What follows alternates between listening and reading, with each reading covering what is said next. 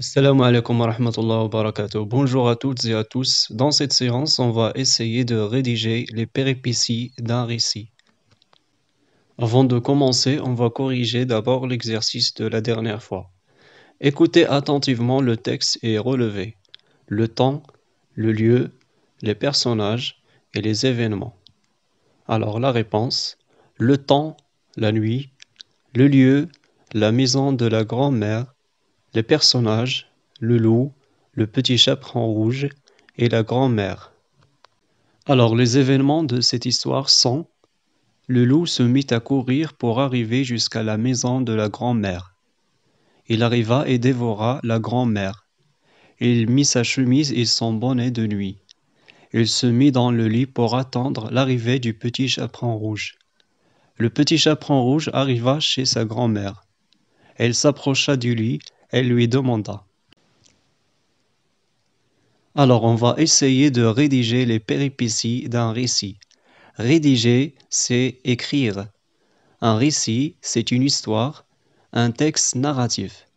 Les péripéties, c'est-à-dire les événements. Alors, on va faire un rappel des caractéristiques de péripéties. C'est l'étape numéro 3 de la structure narrative. C'est les événements et les actions accomplies par les personnages. Le temps verbal utilisé, le passé simple, c'est-à-dire on conjugue les verbes au passé simple.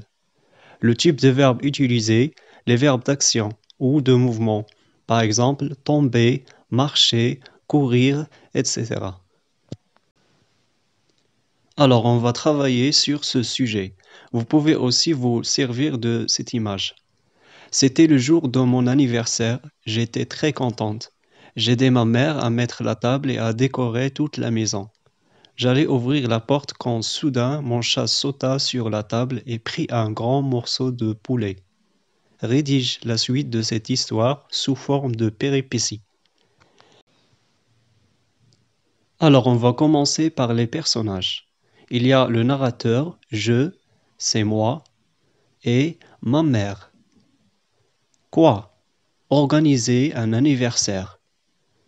Quel est le problème ou bien l'événement inattendu? Soudain, mon chat sauta sur la table et prit un grand morceau de poulet.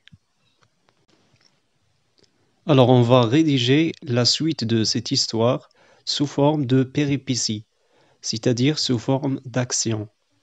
Les actions possibles des personnages, par exemple, courir, aller, trouver, se cacher, suivre, attraper, sortir, chercher, etc.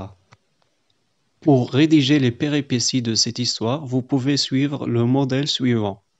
Soudain, mon chat sauta sur la table et prit un grand morceau de poulet. Ma mère, action numéro 1, après le chat pour l'attraper.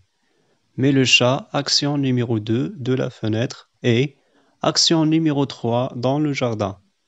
Je, action numéro 4, derrière la porte, au-dessus d'un arbre, mais je ne le, action numéro 5, pas.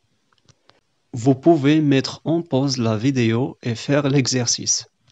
Et attention, vous devez conjuguer les verbes au passé simple.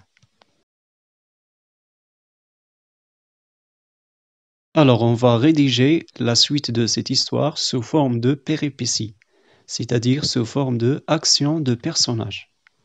Ma mère courut après le chat pour l'attraper, mais le chat sortit de la fenêtre et se cacha dans le jardin. Je cherchais derrière la porte, au-dessus d'un arbre, mais je ne le trouvais pas. Alors, pour cette séance, vous allez faire l'exercice suivant.